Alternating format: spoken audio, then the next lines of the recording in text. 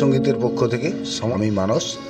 আজকে আমরা এসেছি ধবনী গ্রামে, আর আজকে পেয়ে গেছি পশ্চিমবঙ্গের স্বনামধন্য কবিয়াল গণেশ ভট্টাচার্য মহাশয়কে।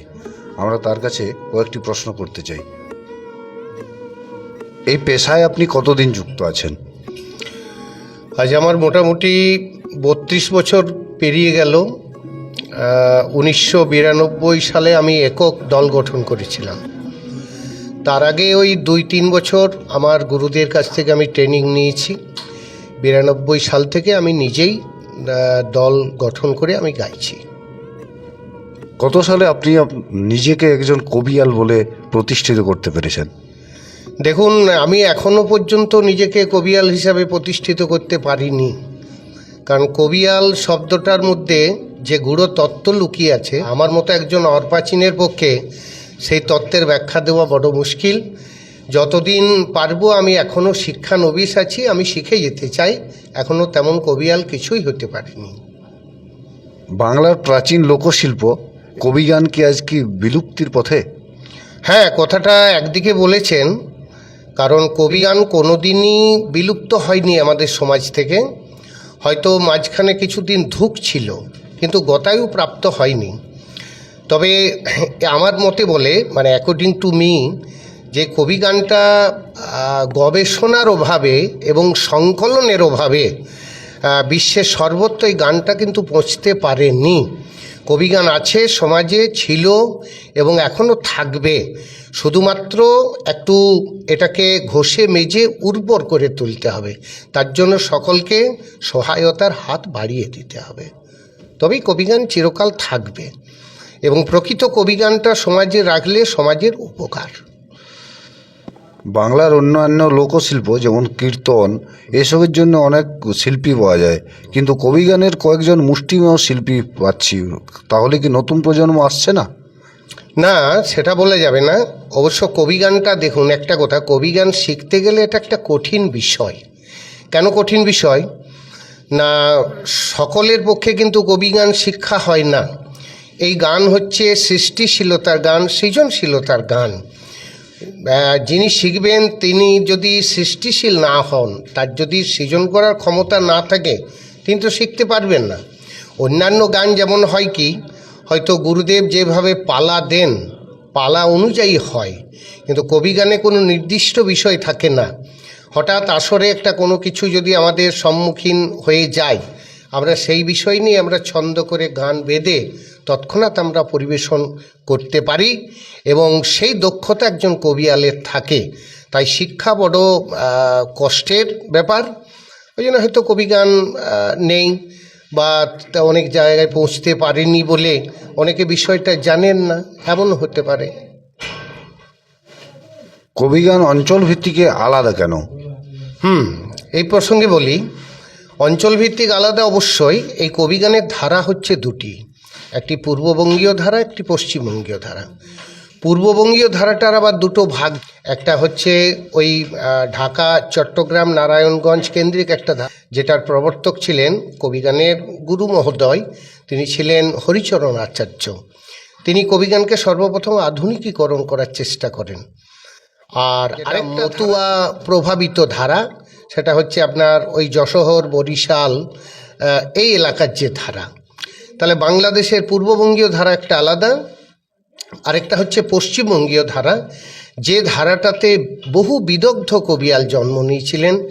সর্বপ্রথম গোজলা গুই থেকে শুরু করে ভোলা ময়রা, অ্যান্টনি ফিরিঙ্গি, রাম বসু, তারপরে যজ্ঞেশ্বরী মহিলা কবিয়াল, এরকম ভবানী বেনে, হরু ঠাকুর, নিতাই বৈরাগী প্রমুখ যারা, তারা তো প্রখ্যাত ছিলেন। কবিগান পরিবেশনের যে দক্ষতা, যে ক্ষমতা, সেটা এখনকার কারোর মধ্যে আর সেই জিনিস দেখা যায় না। তবে হ্যাঁ, ইয়াং জেনারেশন অবশ্যই কবিগানমুখী হয়েছে। এই প্রসঙ্গে একটা উদাহরণ আমি দিতে পারি। আমাদের ওই পুরুলিয়া জেলার এই যেখানে আজকে গাইতে এসেছি ধবনী, এর থেকে কয়েক কিলোমিটার দূরে ওই হুড়া থানার মধ্যে লালপুরের পার্শ্ববর্তী একটা গ্রাম, দলদলি গ্রাম থেকে আমাদের একটা অডিও ক্যাসেট ইন্ট্রোডিউস হয়, ধর্ম বনাম অধর্ম একটা বিষয়। তো সেই বিষয়টা মানে চারিদিকে একটা গণ হিস্টেরিয়ার জন্ম দেয়। এমনকি ওই ধর্ম অধর্ম মোবাইলের চিপে শুধু এখানে নয়, সারা ওয়ার্ল্ডে বিভিন্ন জায়গায় বাজছে। তো তার থেকে সেই গানটাতে প্রভাবিত হয়ে শুধু আমাদের দুটো জেলাতে, পূর্ব বর্ধমান, এই পশ্চিম বর্ধমান এবং বাঁকুড়া, এই দুটো জেলাতেই শুধু 25 জন সেটাকে হুবহু কপি করে গাইছে। তাহলে এর থেকে প্রমাণ পাওয়া যায় যে যুব সমাজকে আমরা আকৃষ্ট করতে পেরেছি। ইয়াং ছেলেরা তারা এগিয়ে আসছে, তারাও কবিগান শিখতে চায়, ছেলে মেয়েরাও শেখার জন্য আগ্রহী হয়েছে। অসীম সরকার ধরুন পশ্চিমবাংলারই একজন বিখ্যাত কবিয়াল, তাহলে ওনার গানে আর আপনাদের গানের মধ্যে এত ফারাক কেন? হ্যাঁ, ফারাক তো হবেই, কারণ ওনার গান হচ্ছে পূর্ববঙ্গীয় ধারার গান। উনি সম্ভবত নয়, উনি সাধারণত একজন মতুয়া সংঘের প্রচারক। ওনাকে শ্রদ্ধা রেখেই কথাটা বলি, অবশ্যই একজন প্রখ্যাত গায়ক এবং বহু অধ্যাবসায় সাধনা নিরলস প্রচেষ্টার দ্বারা তিনি আজকে এই জায়গায় এসেছেন। সুর সাধনা করেছেন, বিশেষত তাই নয়, তিনি ভবা পাগলার শিষ্য, ভাবানুরাগী। তো ভাবানুরাগী তিনি শিখেছেন, তিনি পূর্ববঙ্গীয় ধারাটাকে লব্ধ করেছেন, তো সেই ধারায় গান করেন। আমাদের এই দিকের গানটা একটু অবশ্যই আলাদা, আমাদের পশ্চিমবঙ্গীয় ধারার আমরা গাই, মানে দুটো ধারার মধ্যে তফাৎ হচ্ছে, পূর্ববঙ্গীয় গানটা হচ্ছে মূলত ভাটিয়ালি এবং পল্লীগীতি আঙ্গিকের গান, আর আমাদের পশ্চিমবঙ্গীয় ধারার গানটা হচ্ছে মূলত এখানে ঝুমুর, বাউল, কীর্তন আঙ্গিকের গান। তাহলে তাদের সাথে আমাদের একটা বিস্তর ফারাক অবশ্যই আছে, এবং যে জায়গায় শ্রোতা যেমন গ্রহণ করেন, তাদের অভিরুচি যেমন, তারা সেই গানটা শোনেন, তারা ভালোবাসেন, এই হলো ব্যাপার। ভোলা ময়রা, অ্যান্টনি ফিরিঙ্গি, এনাদের গান আমরা সিনেমাতেই দেখেছি, কিন্তু আপনাদের গান এখন শুনছি, তার মধ্যে এত ফারাক কেন? হ্যাঁ, ফারাক অবশ্যই হবে। তখনকার দিনের গান ছিল কেন, তখনকার দিনে গানগুলো হতো মূলত একটা আলাদা পর্যায় কেন্দ্রিক। এখন যেমন কবি গান, বিংশ শতক থেকে কবি গানের পর্যায়গুলো সমস্ত পাল্টে গেছে। কেন পাল্টে গেছে না, বিংশ শতকের আমাদের সর্বশ্রেষ্ঠ কবিয়াল ছিলেন, যিনি এই প্যাটার্নটাকে পাল্টে দিয়েছেন, তিনি ছিলেন মুর্শিদাবাদের প্রখ্যাত কবিয়াল। মুর্শিদাবাদের জিন্দিহি গ্রামে তিনি ছিলেন শেখ গুমানি দেওয়ান। তিনি বীরভূমের খরুন গ্রামের লম্বোদর চক্রবর্তীর সাথে দল করে তারা কবিগানকে সম্পূর্ণ আধুনিকীকরণ কিন্তু করেছেন। তার আগের যে পর্যায় হতো, যেমন সখী সংবাদ, দ্যুতি সংবাদ, গোষ্ঠ গৌরচন্দ্রী, তারপরে মালসি গান, ডাক মালিসি, লহর মালসি, অনেক কিছু, এই সব গানগুলোর মধ্যে কিন্তু গানে গানে লড়াই হতো। সেই গানের মধ্যে শুধু লড়াই, সেখানে হয়তো ব্যাখ্যা ট্যাখ্যা কিন্তু তেমন থাকতো না।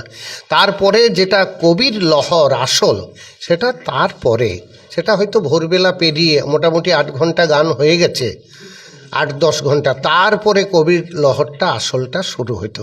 তাহলে তখনকার পর্যায়ে আলাদা ছিল বলে তখনকার কবিয়ালদের গানগুলোও আলাদা ছিল।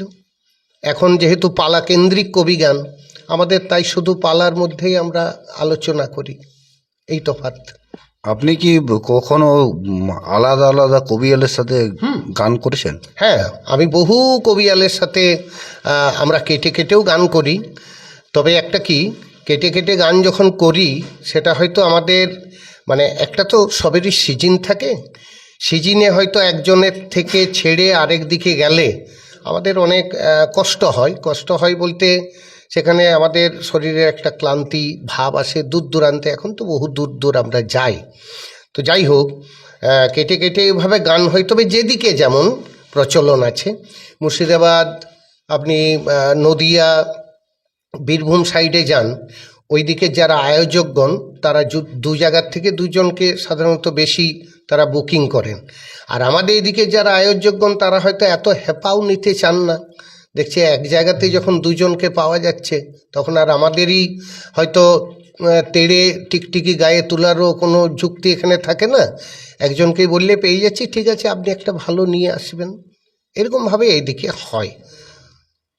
এখন আপনারা কতগুলো নাইট করেন বছরে?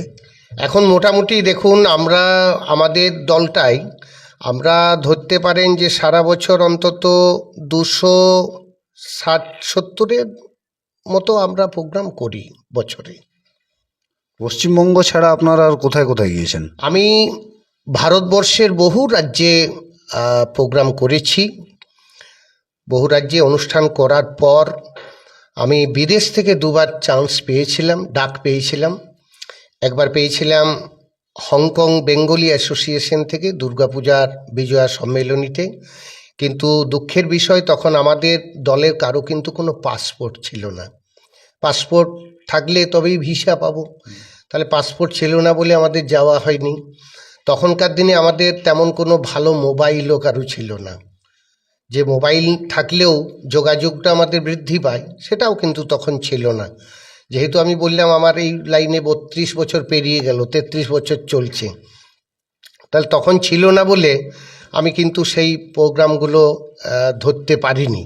আরেকবার আমেরিকার নিউ ইয়র্কে একটা হয় আন্তর্জাতিক বাংলা উৎসব, ওখান থেকে প্রতিনিধি আসেন, ওনাদের ওখানে একটা স্টল আছে বেঙ্গলি বুকের, মুক্তাধারা ফাউন্ডেশন, তারা কলকাতার বইমেলাতে প্রতি বছর আছেন, একটা স্টল থাকে, তাদের সাথেও আমার কিন্তু যোগাযোগ হয়েছিল। তো তারাও নিয়ে যাব বলেছিলেন, দরকার হলে রেকর্ড করেও নিয়ে যাবেন। আমাদের স্পন্সরশিপেরও ব্যবস্থা করে দিয়েছিলেন, কিন্তু দুঃখের বিষয় ওই যে আমাদের কারো পাসপোর্ট তখন ছিল না, তাই দুটো বিদেশ সফর আমরা হারিয়েছি। বাকি সারা ভারতেই আমরা অনুষ্ঠান মোটামুটি করি বিভিন্ন রাজ্যে।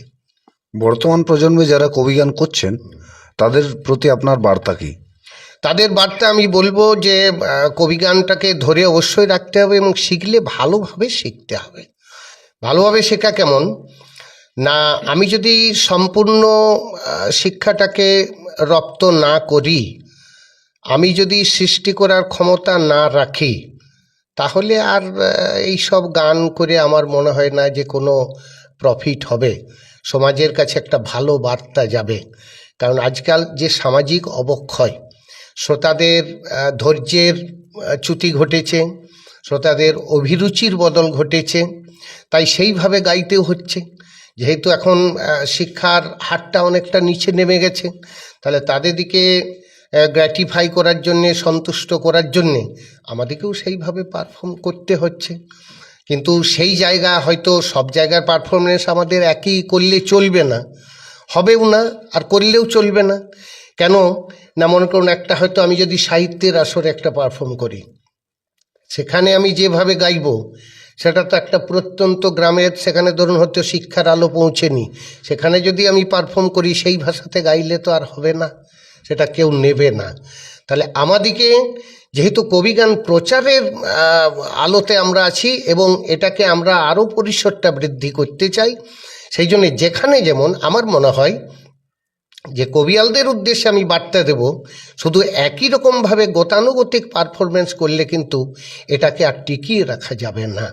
তাহলে আমাদের শাস্ত্রটাকে নিয়ে বিভিন্ন রকম গবেষণা করে, নিরন্তর গবেষণা করে আমাদের গায়ন শৈলীটাকে একটু চেঞ্জ করতে হবে, তবেই কবিগান সমাজে থাকবে এবং আমার মনে হয় অদূর ভবিষ্যতে কবিগানের জন্য এটা ভালো হবে।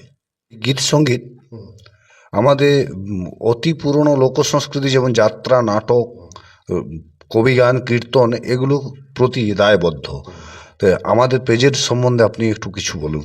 আপনাদের পেজ আমি হয়তো খুব একটা দেখার সময় পাইনি, তবে যতটুকু দেখেছি যে আপনারা এইসব জিনিসগুলোকে যে তুলে ধরছেন, বাংলার বিভিন্ন লোকগানকে, তো এই গানগুলোকে তুলে ধরার জন্য আমি অবশ্যই গীত সঙ্গীতের অনুরাগী এবং আমি চাই যে এই চ্যানেলটির আরও শ্রীবৃদ্ধি ঘটুক এবং বাংলার আসল কাজগুলোকে যদি আপনারা ভালোভাবে তুলে ধরতে পারেন, আমার মনে হয় যে সকলের কাছ থেকে আপনারাও সুপ্রশংসিত হবেন এবং এই চ্যানেলটি উত্তরোত্তর আরও উত্তরোত্তর শ্রীবৃদ্ধি ঘটবে এই চ্যানেলের, এই কামনা আমার অন্তর থেকেও আমি করি।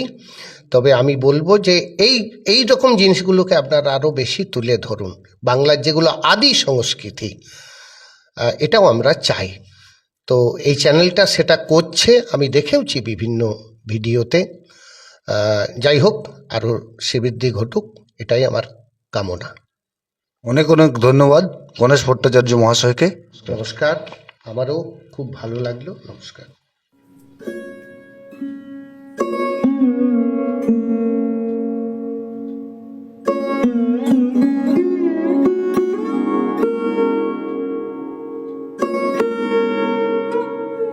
you.